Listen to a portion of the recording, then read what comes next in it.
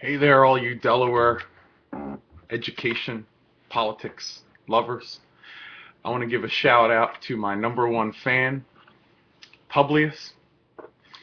I decided to take his advice and get rid of the Rolling Stones tongue t-shirt and go with something with a collar.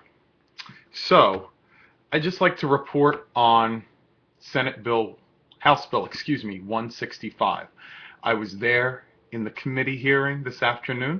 I felt that there were some great thoughts, opinions, and ideas that came out of the hearing. I was disappointed, though, to hear that the numerous flaws that are contained within this bill that weren't rectified by some of the excellent amendments put forth by several House members last week, those flaws are going to be allowed to continue because the bill was voted out of committee. I still don't have a number on, there are 7 individuals on the committee, so it would need 4 signatures to come out. I don't know those numbers just yet, but I was informed it was voted out of the committee. Where do we go from here? Because this is such a tragically flawed bill that continues to neglect some of the discriminatory practices that our charter schools have gotten away with for so long.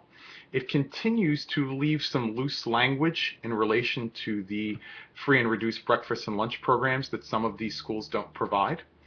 It introduces this idea of including impact in judging whether or not a charter can be granted for a school. But the sad fact is the language in the bill does not allow for impact to really be a determinant in whether the charter school opens.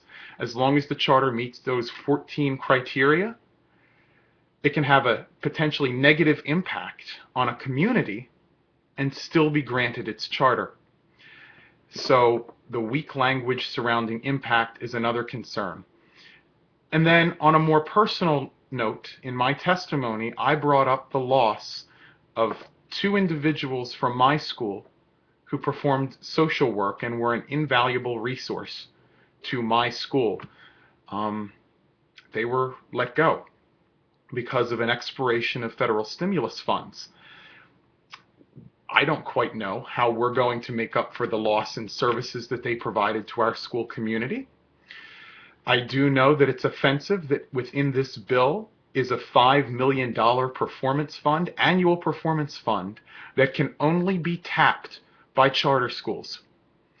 Our districts are laying off educators, yet the state through this bill is going to see to it that charter schools could potentially have a new source of revenue to tap into when our traditional public schools are losing. I was disappointed that certain stakeholders supported this bill. Very disappointed. Stakeholders who I feel are not benefited in any way by this bill. I was disheartened, quite frankly, because I don't think it was called a compromise bill. What did we get? What did traditional public schools get from this bill? My guess is it will come up for a floor vote tomorrow. It will pass. But then the real work begins because this is a flawed bill.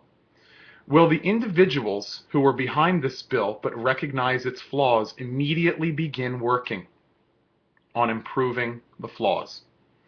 They keep talking about a task force to handle some of the issues that we want addressed.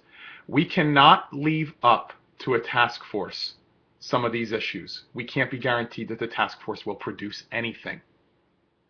Legislators, please do not cede your legislative authority to a task force whose outcomes cannot be guaranteed. Thank you.